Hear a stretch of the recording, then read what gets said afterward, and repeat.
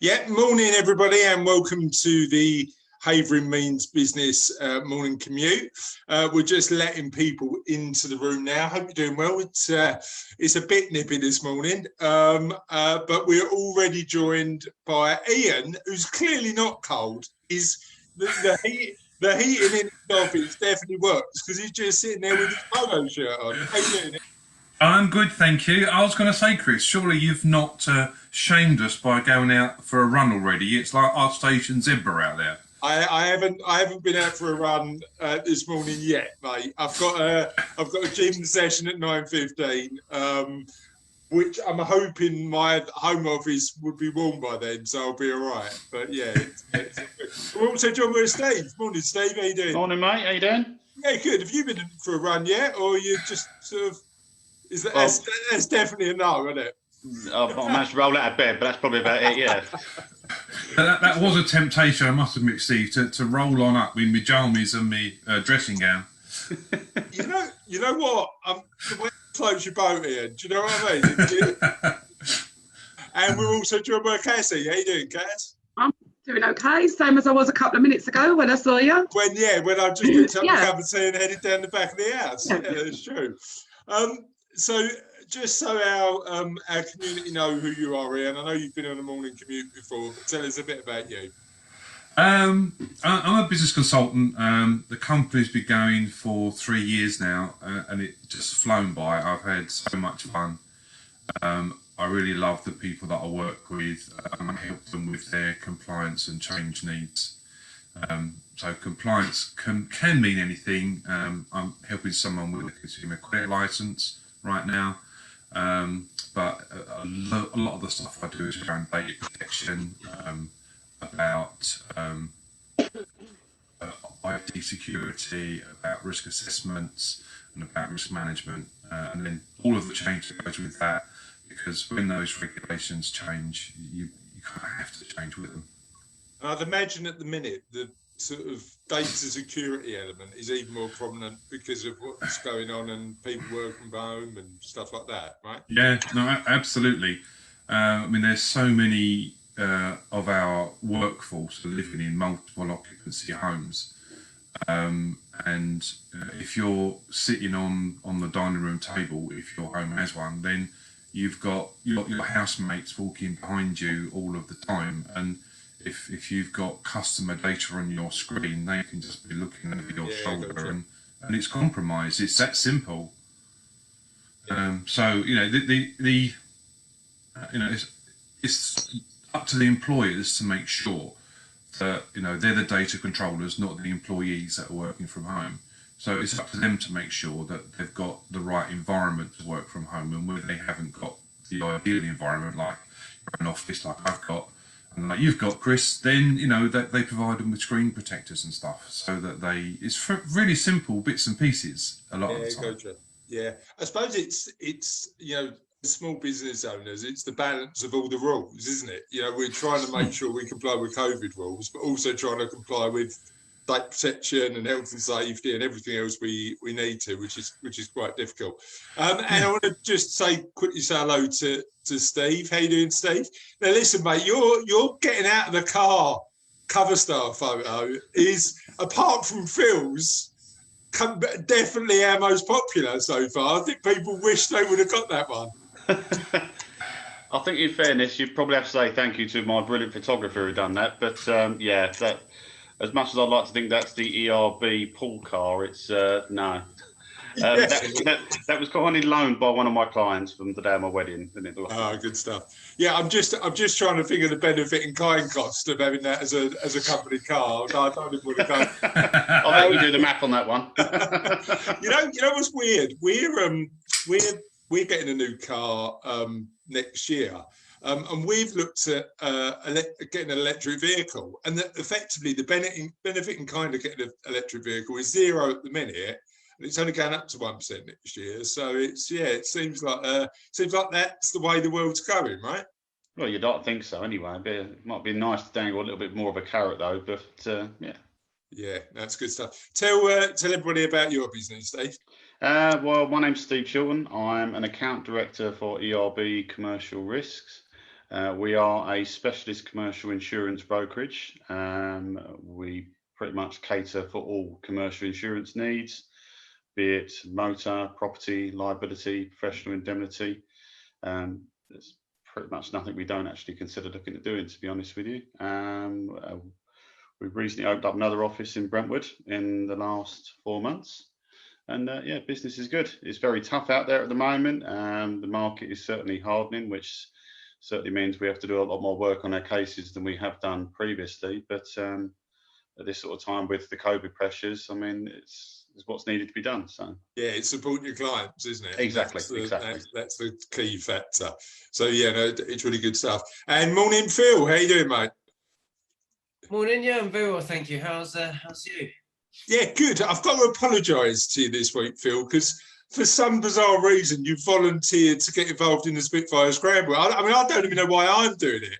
So yeah. the fact that you got involved, thank you, mate. We appreciate that. No, look, to be honest, it's one of the few ones that I haven't actually seen before, and it's because when I first agreed to it, I didn't realise it was actually so local as well. So yeah, it works brilliantly. Well, you know what? The reason that I know about it is that's my route. So that's the route that I run. And I've seen some of the guys over there from sort of Havering Running Club and stuff like that going and doing that route with the and at Park Run, you know, the one they do in Hornchurch with the Spitfire Scramble t-shirts and right.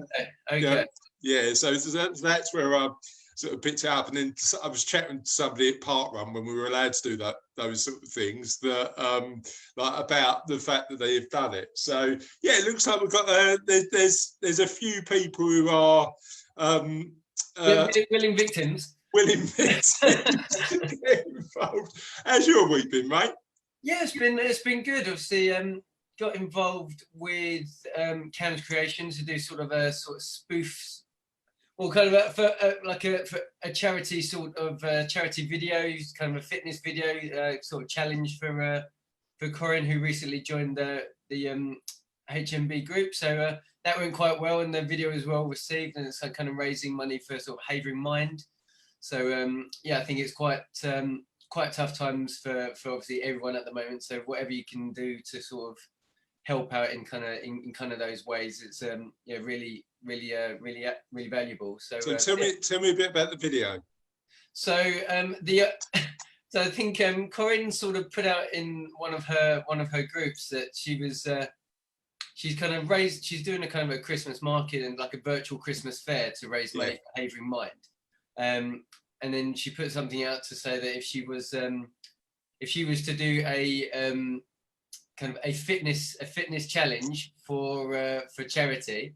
Obviously, why she went down this road, I don't know, but she said for every 50p, she'd do a minute of personal training. Okay. So obviously those minutes can rack up quite quickly. That could get pretty expensive. So yeah, I mean, I met her through the boot camp. So she's been doing the boot camp as part of kind of the as part of the bulk of the challenge, so to speak. But yeah, she wanted to do something a bit more light-hearted, so we did kind of a spoof training video, kind of comic relief type. Oh mate, can you James Corden type comic relief? Gotcha. Gotcha. So like, are you being that like motivator type, like James Corden did it? Yeah, trying to be. It's no in-person sound, so it's all kind of no talking, but it's all like a video with music and. Tell me you use the Rocky theme tune, mate. I mean, there's only one choice for that. No, I think one of the Benny Hill theme tunes was in there though. Oh, can you post that in the group?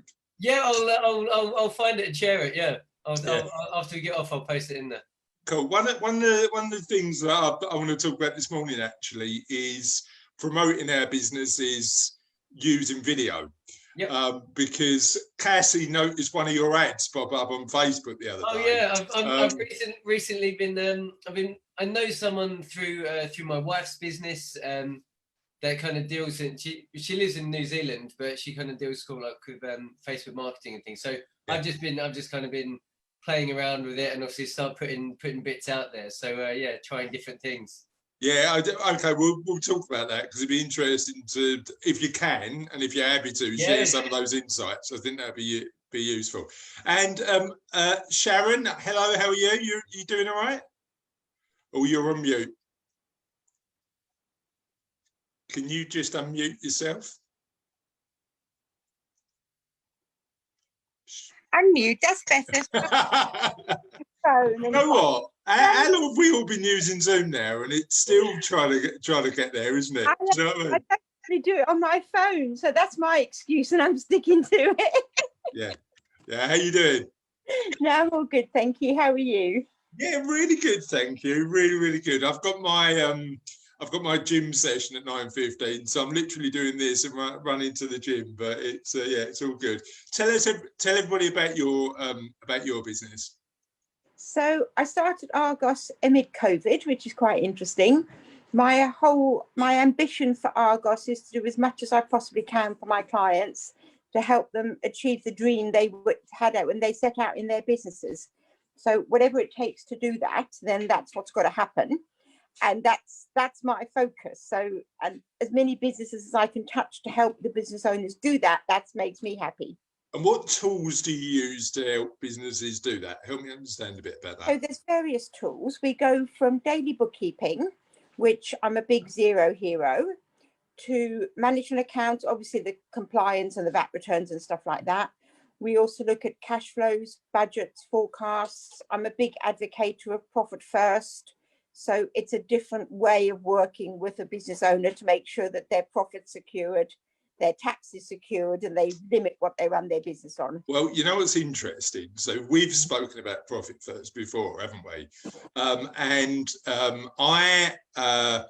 I hadn't read the book. I added it to my Amazon list, but to be frank, there's about 400 books on my Amazon list. So it was on there as a bit of a bookmark to see whether I'd get it or not.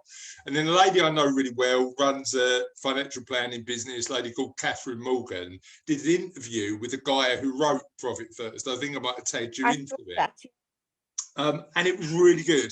It was really good. Very similar to a concept that we use in financial planning called Pay Yourself First, based on a book called Rich Dad Poor Dad by Robert Kiyosaki. But certainly really interesting. So it's gone up on my list now, and I'm actually going to get it, Sharon. That's my promise to you. Well, you have a bit more of an insight if you pop along to my webinar next week. Oh yeah, get the webinar in, definitely. So there you go. So tell us about your webinar. So I'm doing my first webinar, which I'm really excited about. Timing could have been better, but okay, it was planned, so we go straight ahead, and that's what we get on with. It's basically looking at simple cash flow tips for small businesses, just to help them get their money in, keep their suppliers paid so their credit rating is preserved, and going a little bit into ways to do that and touching on profit first. Cool. And when you're a Xero hero, for anybody who doesn't know, Xero is a piece of accounting software that small businesses use. We use it as well. When you're a Xero hero, do you get a cape? Does that go with the job? Oh, I'd love one, and a lovely hat as well, but unfortunately not. I get a Xero t-shirt to say that I'm Xero certified, but I tend not to wear that in public. we like Xero Cash, don't we? How long have we been using Xero now? I think we've been using Xero for about 2 years. And once it's not that difficult to use, I don't think it is anyway, once you've got your head around it. And the amount of time and mental energy it saves is priceless. Yeah, I know. We were literally doing everything from simple spreadsheets before, and it was just too much. Problem is as well, as the business grows, it just gets more complicated to do it that way. And Xero takes a lot of the heavy lifting off of that. Definitely, and not only that, I mean, for our other reporting, like our Gabriel reporting to the FCA, some of that used to take me days to get figures together and make sure they were right and double check this. And whereas now with tools like Xero that we're using and our other CRM, which is Intelligent Office, It's just so easy and quick now because they do all the work for me. So priceless. Yeah, I mean, it's interesting, isn't it? I mean, I think our approach is we want to spend our time focused on helping our clients, and the reality is that all of that other stuff that it takes to run a business is we want to automate as much as possible. Definitely. Sharon, I need to run to my house to get my plug for my laptop. So while I'm doing I'll bring it. Oh yeah, Cassie's going to bring it down. But what I want to do is understand a bit about some of the. I don't want you to give away all of the webinar tips, but share with me a couple of things that you think might be useful for small business owners to know. So if we just concentrate on Xero, is getting your invoices out. You can email them straight out of Xero. You can set up reminders to go straight out of Xero. Your statements can come straight out of Xero. And there's so many businesses that I'm talking to now that basically say they are not paying their suppliers until they receive a chaser. So if you're not chasing your clients, there's a very big likelihood they won't be paying you until you do. And Xero automates that to a certain extent because it uses reminders, doesn't it? Yeah, you can set the reminders, you can bespoke, you can personalize the emails before they go out. Yeah. It's very powerful to support in that. The other thing I use it for is time costing. So I've got about sort of 10, 15 clients, not all of our clients. Hello, Cassie, what are you doing now? Yeah, that's fine. I use it to just do all my billing. And sort of in the olden days, it used to be a separate piece of software that did that. So that's been useful. So that's tip one. Make sure you use it for invoices. What else would you share? Okay, the other tip is if your suppliers aren't being paid, you risk your credit ratings. So communicate with them. If you're struggling to pay your suppliers, talk to them, come to an arrangement, pay them off a little bit at a time. And the same with your customers. If they're struggling to pay you, have that conversation. A little bit of money into your bank is better than no money into your bank. So just speak to them, come to some kind of arrangement with them. The key here is the communication bit. Yeah, it's dialogue, isn't it? Just keeping those sort of lines of communication open. So what I want to do is have a quick conversation around the room in terms of small business marketing, because some of us have been around for a while, some of us are fairly new, and I just want to sort of share some ideas. And certainly because we've been around for a while, sometimes you get a bit complacent about practice, and the stuff that I can learn is from people like Phil and Steve and Sharon and Ian when I'm thinking about how to move our business forward. So let's talk to you, Phil, about what you're doing on the video front to see how you promote your business. Help us understand what's working and what's not. Well, so first and foremost, a lot of what I like to do is video related anyway. Just one, because I find it convenient for me to do video. I like when I see things, when I'm obviously the most enticed by advertising, it's normally through video. I think the stats back that up as well, Phil, don't they? Video works. Yes, and the thing is, it's especially in my kind of business, it's because people, it's quite a personal choice, isn't it? It's personal training and fitness. It's you're more buying into the person that's going to be training you rather than the training themselves, because you can, you know, if you're in the market for a personal trainer, it doesn't really matter, you know, like there's a load of personal trainers out there, a lot of people in business that can help you. So what you're really looking for is someone that you're wanting to work with, someone that you actually want to spend time with, and someone that's going to help you. So it's quite a personal choice. So video is a really good way to try to get your personality out there, so people can it inspires trust, it inspires confidence over any written context ever could. Written context can take a lot more time, someone in engaging with you before they can actually get a feel for who you really are. And I think a lot of small, certainly ours, is about relationship and trust. You know, yes, if you're going to be in a situation where you're going to trust somebody with your life savings or support ensuring that their right covers in place for their business, or make sure that their business data is protected well, or deal with your accounts. I think that's all about relationships, isn't it? What do you think? Absolutely. Because and in so many things in business itself, people, you know, there's a couple of things that actually people tend to look at when they're looking to make any sort of business purchase or interaction or whatever. It's, can this person or this company or whatever do what I'm looking for? Can they supply what I actually need? Two, can they do it at a cost that I can afford or that is comparable to others? Because people don't always look for the cheapest, they look for something that is actually value, and value comes in very different forms for different people. And three, do I trust and do I want to give my business to this company or this person? Do they resonate with me personally? So if you can kind of, through video, kind of show that and the kind of tick all those boxes for them, and you can do it effectively, efficiently. Everyone's time is kind of limited. So you need to try to persuade people, I guess, that you're the person for them in a very short window of time. And video is really good at doing that. Or help them make the decision if you're not. Do you know what I mean? Because you're not going to suit every client every time, are you? Exactly. And that way, when people are coming to you, they should, depending where they've heard you from, obviously heard of you from, should I say, they're going to be either already partially warmed up to you and susceptible, rather than, you know, if you're in the market in kind of cold business, it's very tough.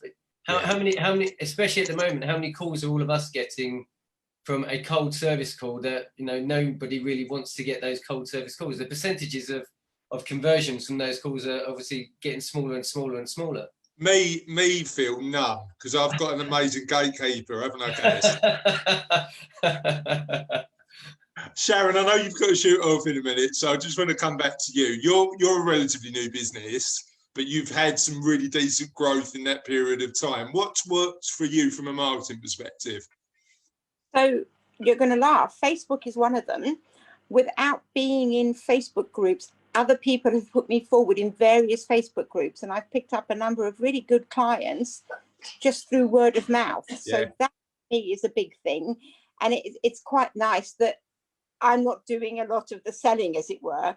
But the way I work with my marketing is effectively, I'm not trying to sell to people. I'm trying to offer a solution and a package that really fits their, that they want to buy. So the webinar is one thing. I've got a landing page coming out. I'm trying to do more live video things. It's been a slow burner for me because this is not my comfort zone, but we're getting there. But it's that human aspect really has to come across, which is a brilliant point, because people buy for people. Yeah, 100%. And I think you're right. I mean, the way that we've designed Savello is a bit like a magnet. So we don't want people to, we don't want to sell to people. We want people to, when they've got a need, and nobody comes and sees a financial advisor, number one, willingly. Usually it's normally when they've got to a point where they really need to get organized, but also not when we want them to, when they want to. You know, it's never going to be a case that we're going to say, you really need a financial advisor, and somebody's going to sort of knock on our door. And it's about making sure that we're consistently showing what we can do, consistently showing how we can help, and consistently showing that it's not actually a scary thing. I think there was a survey a couple of years ago by one of our trade magazines that said about 60% are really scared of coming and speaking to somebody like me. Now, I get it. I don't know if I'd want to come and see somebody like me, but interestingly, I think that's the barrier you need to overcome, because talking about some of the issues that we raise is difficult, isn't it? So it's like sort of making sure you've got a challenge. Relationship, and that's so important with clients. They need to trust you, and 100%. that's the aspect. Somebody said to me a little while ago, if you had to pick a word, what would your one word be that you would like your clients to think of? And the one thing that comes to mind is trust, because they do trust you with an awful lot, and you have to respect that in a way. Yeah, and I think what we've found is that trust gets repaid, because then I mean, certainly if I look at where our clients come from, the professional relationships we build are probably second, but the majority of our clients come from existing clients, because you just build that relationship. Ian, what works for you in terms of marketing? Do you do any video? I haven't done any video yet. I've just got the last piece of equipment to start doing it.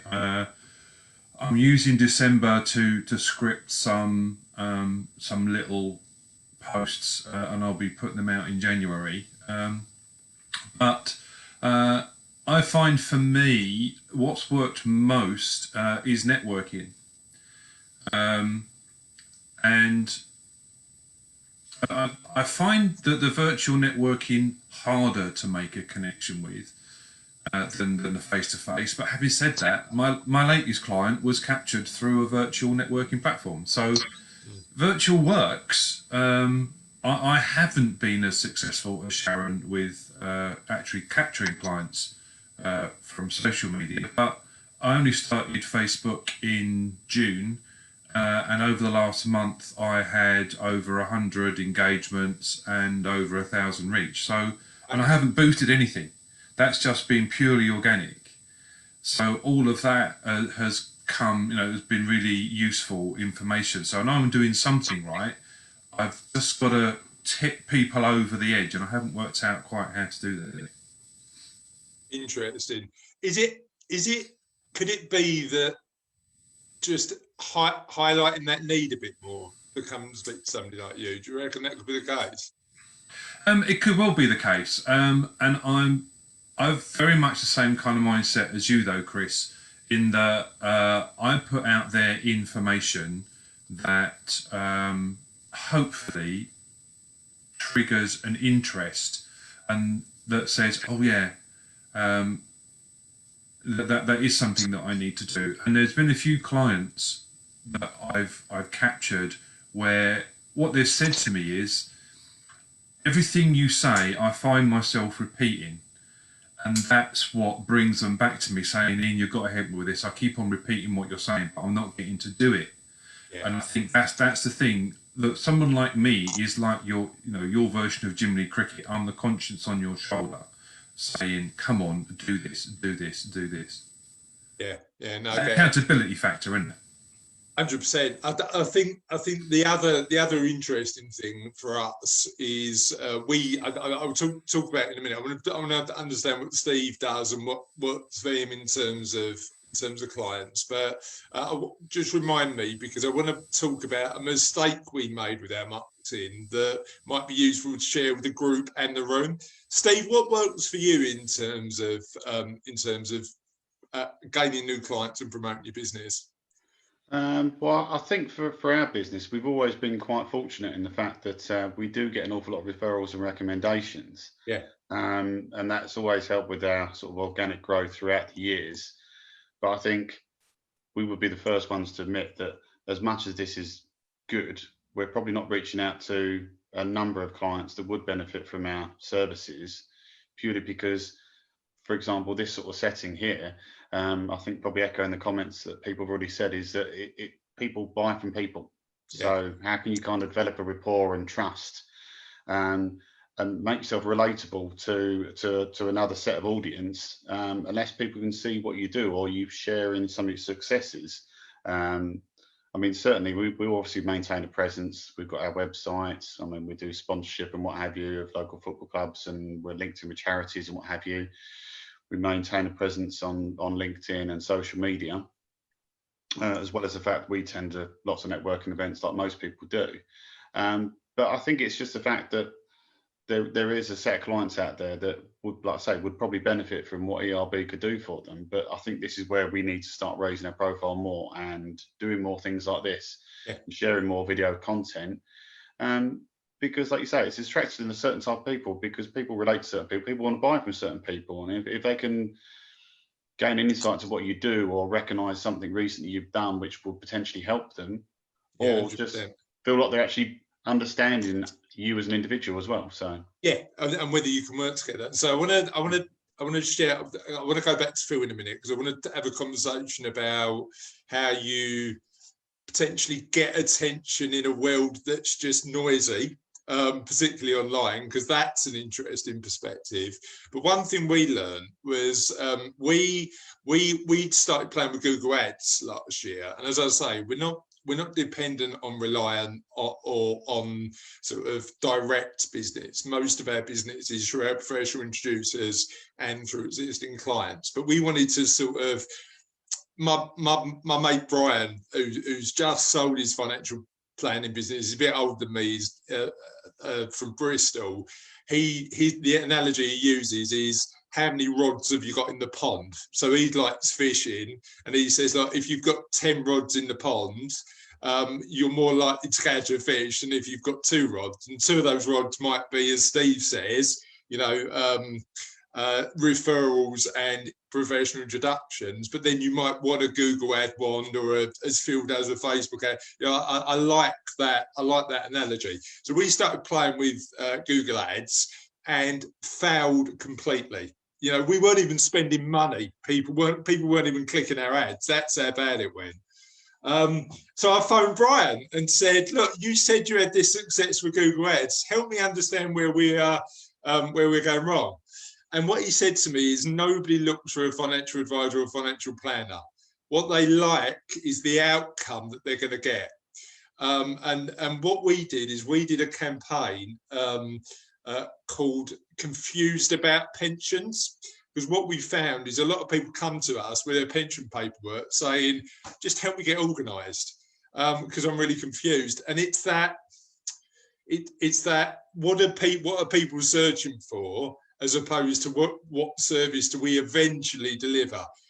Thoughts on that? What do we think in terms of that sort of what we talk about? Should it be our service, or should it be about the problem that we might fix?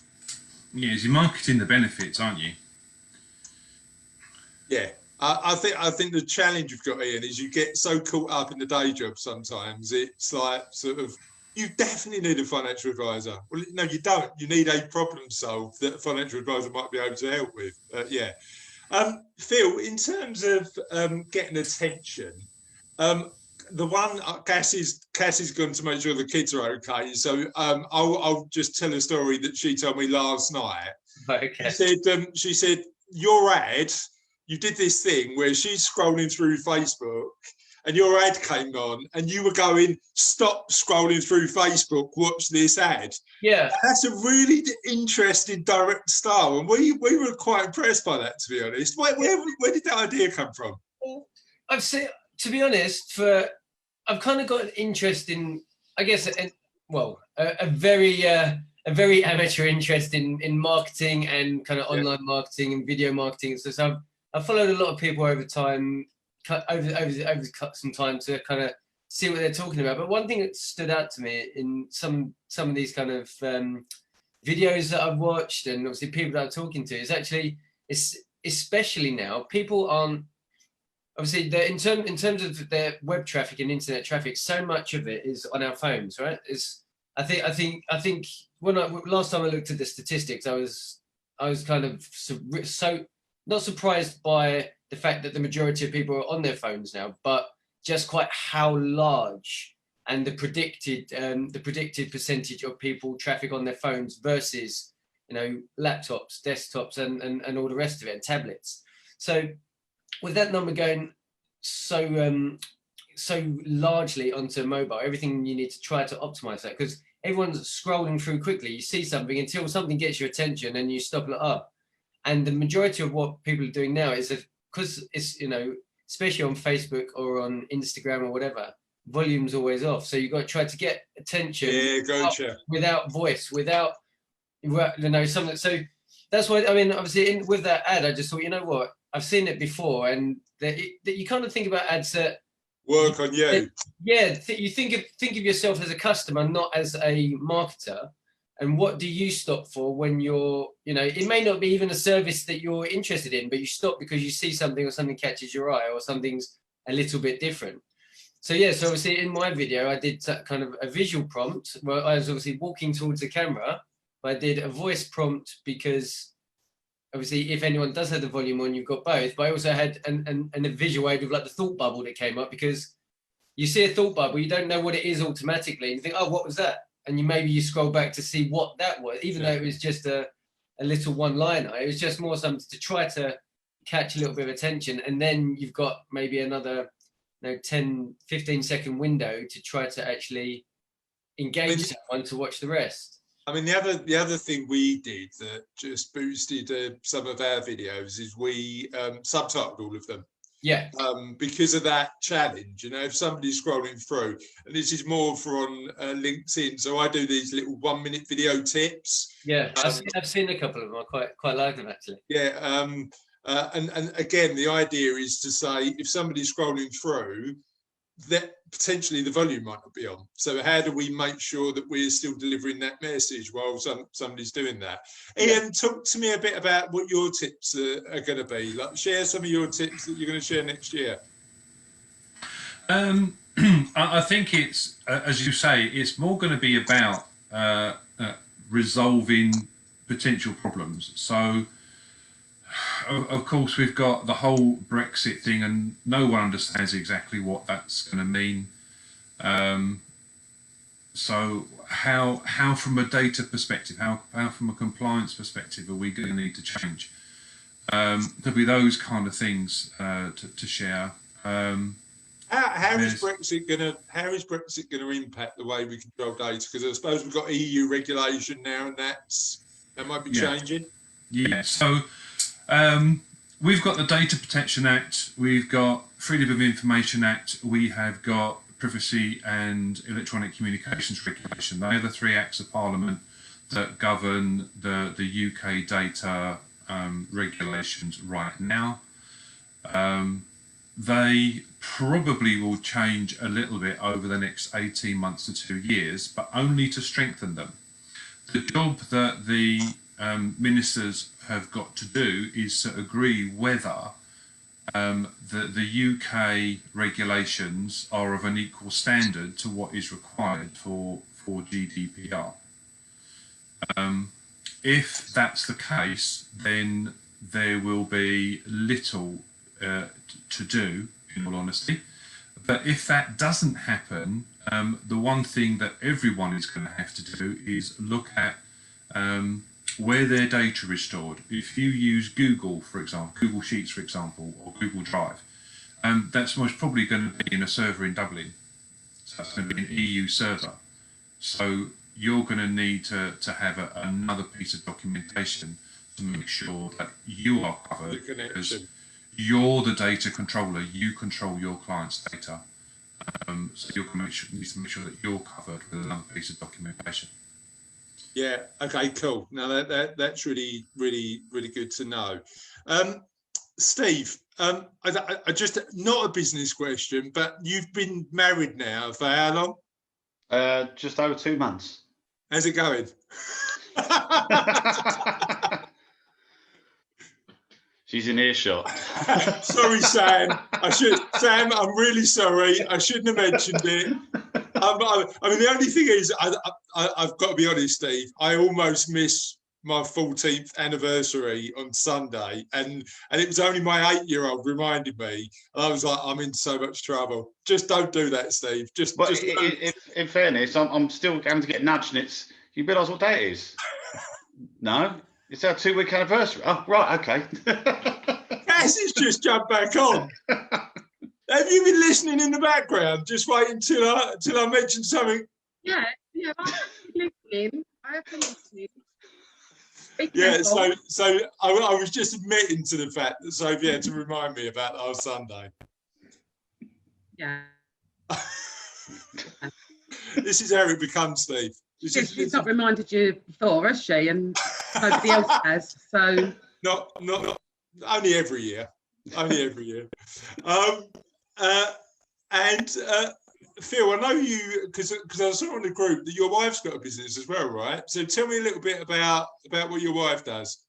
Yeah, she's probably been established for three or 4 years now. So she was historically she worked in London, actually in the insurance world. She was she's a PA. She worked as like an executive assistant, but obviously where she was before we started having children, she was working for an insurance company kind of up in London near sort of the Lloyd's building. So she when we had our eldest son, obviously she went on maternity leave. there's lots of change. Obviously, the industry changes quite quickly. She went back, and there've been lots of changes in the company. We had our second child after that, and then when she went back, she just like we kind of started reevaluating what we kind of wanted. And yeah, so Amy decided to actually set up as a virtual assistant. So now she kind of helps sort of small to medium-sized businesses with kind of administrative needs for companies that don't really have the want or the inclination to go down the employment route. Maybe they don't have the needs to have, you know, a full-time person taking on all of those roles. But obviously she managed to get involved with quite a few different realms of businesses. So she's previously kind of Google Ads certified. So she doesn't market herself in that way, but she knows how to manage and run campaigns. So she's quite a valuable skill for people. But typically her bread and butter is kind of assisting small to medium sized businesses with all of their administrative needs and everything that you'd get from a normal executive type assistant in kind of the corporate world. It's interesting you mentioned about that change in lifestyle, because I think a lot of Havering-based businesses that I know have had that experience, which is super valuable. Yeah. And then taken it to sort of certainly I mean it was a weird one. Our sort of, you know, my moment was that when 10, 11 years ago, Cassie was dropping Charlotte, my oldest daughter, who's now nearly 17, which is a bit scary, off at nursery to go and look after other people's kids, and I was rushing into the city for meetings. Yeah. And you go, is this what life's about, or is it about the time you spend with family? Exactly. Yeah, it's an interesting one. Yeah, I mean, I think a lot of people at different times have those moments where, you know, where what they're doing, or especially at the moment, I think obviously in business, I think becoming being an entrepreneur or business owner has become quite fashionable, quite popular, and I think you just need to have a bit of kind of, I guess, self-honesty, a bit of realization about actually what you want from it. Because if you just want to be a CEO of a one-person company, then it's probably not, you know. But you know what I mean? I get it. If you're going to go into business to enrich your life in terms of certain freedom, I mean, it's not all. I mean, I've only been working for myself for obviously a very, very short time. I'm only just getting out into business. I always had aspirations, but I wasn't in a business at the time or doing something that I really wanted to put my efforts full time into. But my wife took what she was doing, and we were in a position, luckily enough at the time, that you know, I was obviously still employed, and I was obviously working in London myself. And yeah, so we just took some time for Amy to be at home with the kids, and obviously build her business slowly from home. And then now she's just got to the point where she's got a steady client base, but obviously she's getting kind of new kind of clients sort of every week, sort of like inquiries and everything. And she's not really got much of a she has now, but only kind of in the last sort of 6 months started to build more of a social presence. And actually, just because she's doing all this fantastic work for her clients, that she kind of doesn't often stop work on her own business. But she's doing fantastically well. She's, you know, busier than she's ever been, and that's obviously afforded me the ability to start looking at my own business a lot more with a lot more vigor as well. So I think the point you make, Phil, is an interesting one, because it's that, you know, I've met people who their job title is entrepreneur, and they don't add value to any clients' lives. You know, they've got the ego thing is more important than the actual work they do. And it becomes a bit more self-serving than anything else. So I think, as I said, no qualms how people choose to do things. But I think if you want to be in business, you know, for the long term for something, you have to be starting with good foundations, fundamentally, of why you're in business, what you want to achieve. I mean, selfishly, you have to have a certain amount of. We're not all in business for totally selfless reasons. But yeah, you have to. I think if you're honest about that, and say, well, this is what I want to achieve from my own business, but this is how I think I can benefit everybody else. I think as long as those lines meet in the middle, and obviously you can really deliver to your client base, and then you can really have a good crack in business. It does, but it's not all it's not glamorous, is it? It's not everything that you see people. It's not everything that everything's cracked up to be. It's a lot of hard work. You have to put in a lot of time, a lot of effort. I mean, particularly in the early days as well. I mean, for me, I think I said this on last week's morning commute. First 2 years, I wanted to give up 8 or 9 times. Exactly. Full of self-doubt. I mean, most of us generally in business in life are generally our own worst critics. So especially when you're starting out, things are tough. You don't know whether you're making the right step or the wrong step. But I think, I mean, there's a lot of things that a lot of things that I've read and I've seen. Obviously, I think you have to learn to, you need to be efficient at failing quickly. That's what they say. So you have short memory. So yeah, I mean, I think for me, and again, I'm not, certainly haven't got all the right answers on this, but taking steps is more important than worrying about whether they're particularly right or wrong. Otherwise, you just get paralysed in that state of inaction, and then it just doesn't. And you end up with so many half-started tasks, and you don't actually do anything. If you do something and it goes to a dead end, that's fine. You just carve out another way, and you find what works for you, what works for your clients. You're not going to get everything right, and you're not going to. Even the stuff that goes wrong, you learn from. Exactly. Even the stuff that goes wrong, you tend to get an experience from. Steve, just heading back to that sort of, because I know you had sort of some city experience and then you moved locally. What was your sort of decision-making process when it came to that? I think it was just a situation that arose. I spent many years working in the city as an underwriter, but I'd actually started off my career in insurance, in insurance brokerage. So I kind of end up going full circle. So now I think I've spent as many years as a commercial broker as I have as an underwriter in the city. But it does give me the benefit of both worlds, because I can see it from an insurer's perspective and I can see it from the client's perspective about what they're wanting to achieve. But I think it just gives a bit of a more well-rounded view for me and my client base. So. Do you ever get frustrated with underwriters' decisions? That's a yes. That's definitely a yes. You know what? It's weird. Sorry, I don't want this to be insurance talk, Steve, but I'd like to share a quick story. We're doing some key man cover for a couple of our clients at the minute. So 2 directors of a business, run a recruitment firm. They've grown really well, so they turn over a couple of million quid a year.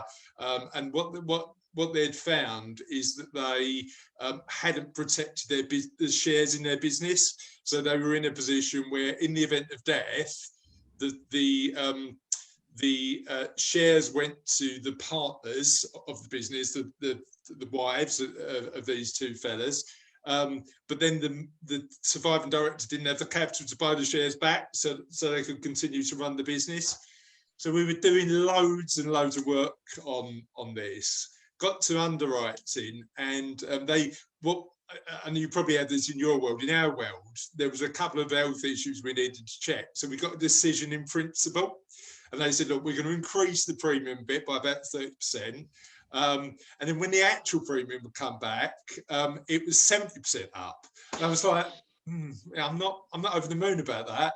So I had to go back to them, and their answer was, I'm sorry, we made a mistake. I was like, do you know what I mean? You've scared the life out of my clients by saying you're going to be, and it took about 2 weeks to get them to pull a bit back. So I'd imagine you have some frustrating conversations, right? I think particularly with the advent of COVID, in fact, everyone's working remotely, where a normal decision might be 2 or 3 people over a desk exchanging ideas, can be a lot more laboured. Yeah, we're finding that the underwriting's a lot more in depth as well. Yeah, it is, and I think it's almost got to a point where people are a little bit more hesitant to make decisions because they're not surrounded by work colleagues, so they can bounce ideas off and say, well, I want to do this, but what do you feel, kind of thing. Those sort of conversations aren't being exchanged as readily as they used to be. So, like I say, in reaching what in my head would be the right decision, and then what the underwriter decision comes back, and then having to go play bat and ball as to find some middle ground. But yeah, I think it's just a state of where we are at the moment. So, but hopefully things will change before long. Okay, cool. Just want to, while we've come to the end of the hour, so just want to highlight a couple of things.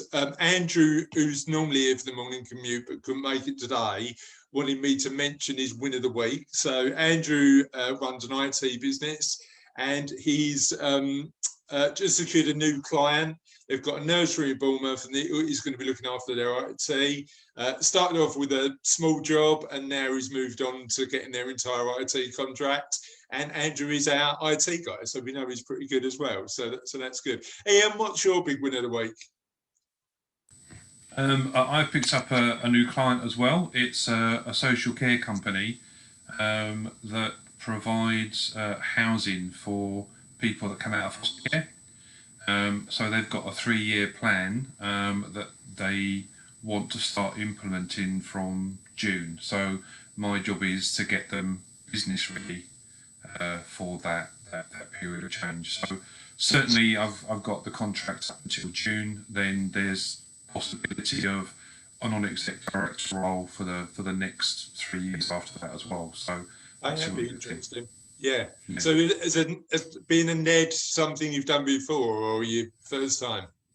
It's the first time, but it's a kind of businesses that I really love working with. I've worked for a couple of charities before, but not an actual company of this structure. But as you know, Chris, a lot of the principles are the same. So I'll be taking them through the principles, and they'll be putting their own personality on those principles to make it all work for them. Oh, cheers, Ian. Steve, what's been your big win this week, mate? An existing client of ours, some area of business we hadn't covered. I think it was quite nice, picked that bit of business up, but I think it was just his comment, which was, Steve, you always look after me. I'll just trust you to get me the right cover, which is always nice to hear from a client. So you know what? It's weird. We've got a client who we've worked with for a few years, and last year we increased their fees a little bit because they were in a situation where they were paying a little bit less than they should have done. And I was really worried about the meeting, because you don't want to have a conversation about increasing fees unless it's needed. But they said to me at the end, Chris, happy to pay because you make sure that we sleep better at night. And do you know what? Comments like that make you week. Lovely to hear. It makes it all worthwhile, doesn't it? Yeah. Definitely, 100%. Phil, what's your big win? You know what? It's actually not this week. It's not sort of client related at all. I think it's just this week. It's kind of just felt like I've been getting a lot more involved with kind of groups and community, and people obviously with the charity video that I did on Monday that I'll share to the group. But yeah, so it just actually just feels really nice to actually kind of be reaching out within the community and actually getting to know people and helping people. And so yeah, so that's my win of the week, just kind of being a bit more community driven. I was going to say about sort of being in tier 2 and you being able to run your events again. To be honest, I was going to say that'll be my win of the week next week. So it just helps understand when's that started again. So obviously the online stuff's been going fine. It's been going really well. Obviously the kind of more people kind of coming in, getting inquiries. It's been really good. So that's every Tuesday and Thursday, and that's going to continue. So a lot of people, obviously, even though we're going outdoors, they still want to be staying online because it's convenient, especially the morning sessions, because people can do the workout in the morning and it won't really affect their work day too much because they're at home already. So it's really convenient for a lot of people. Yeah, I do that on a Friday. I do a morning session, and actually, you just go back to work straight after, and it's fine, isn't it? I bet you feel a lot like I bet you afterwards, your energy and your focus you feel pretty pumped afterwards. Before it was funny because before, when I did workout, when I was in the office, and we're heading back to the office next week when lockdown's over again. But on Fridays I used to do a 6:30 to 7:30 session in the morning, and then go. Actually, I don't normally work on Fridays, so I then used to go home. Yeah, and it was fine. But the problem with it was, I was full of beans at 7:30. Yeah. I came in, the kids are going, Dad, why are you so sort of excited? And because the endorphins had kicked in. 3 o'clock, power nap time. Yeah, I was gonna say if you're getting up early, that's the thing. If you're out in the routine, get up early to go, and that's the beauty of being able to do it from home. You don't have to. Yeah, it's true. You can fit it in around. But yeah, I mean, as of next week, so the 5th of December. So we're coming out of lockdown on the 2nd. 5th of December, so it's the Saturday. We're going to be running the outdoor session on the 5th over at Damins Hall Aerodrome in Upminster. So okay, well you might not see me on the 5th, but the next one you run, I'm going to try and come down. After the 5th, it's going to be every Wednesday morning and every Saturday morning from that point. So providing, and the good thing is, it looks like even up to tier 3 outdoor exercise is fine, providing we're all socially distanced, which is exactly what we'll be doing. Yeah. Okay. Cool. Cheers, Phil. And then my wins is we got all our cover stars. So everybody got involved. We've actually got too many now, so we've capped it at 15 and me. Websites ready to launch in Jan with all of the member benefits that we're going to promote. We're going to have a free membership, so we want to continue with a free membership, but there'll also be a paid membership for members who want to get a bit more out of the community and the group, and we're really excited about doing that. And Cervelo just carries on as normal, and we carry on sort of acquiring clients and doing the work we do. So it's a big business as usual for us, but Havering means business. I'm really excited about. And if you're watching this and part of the community, thank you for getting involved. And everybody on this call, we can't do it without you either, because the morning commute would just be me talking to myself, which I do way too much anyway. So thank you for getting involved. Have a lovely day, and we'll see you on the next morning commute. See you later, guys. Thanks a lot.